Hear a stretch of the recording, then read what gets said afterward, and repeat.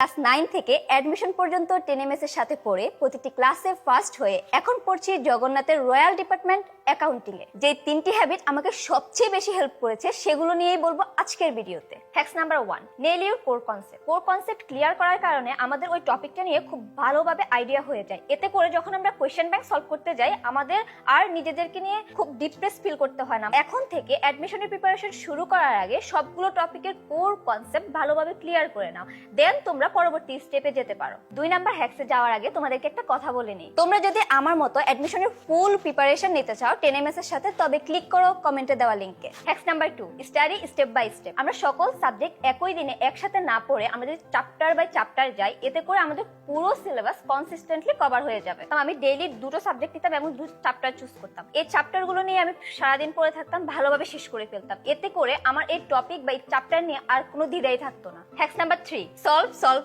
So আমাদের অনেক question solve করতে হবে। তো আমি যেটা করতাম, আমার চ্যাপ্টার ওয়াইজ পড়া শেষ করার পরে চ্যাপ্টার ওয়াইজ কোশ্চেন সলভ করে ফেলতাম। এতে করে আমার টপিক সম্পর্কে আর কোনো দ্বিধা থাকতো না, আমার কনফিডেন্স বিল্ড হতো। একটা ওএমআর শিট প্রিন্ট আউট করতাম। প্রিন্ট আউট করার পরে তার মধ্যে আমি ফুল টেস্ট দিতাম, তার মানে কোনো টপিক ওয়াইজ না। এতে করে আমার পরীক্ষার কোন জায়গায় কোন সমস্যা হচ্ছে এটা আমি আইডেন্টিফাই করতে পারতাম। তোমরা যদি আমার মতো অ্যাডমিশনের ফুল প্রিপারেশন নিতে চাও 10 এর সাথে, তবে ক্লিক করো কমেন্টে দেওয়া লিংকে।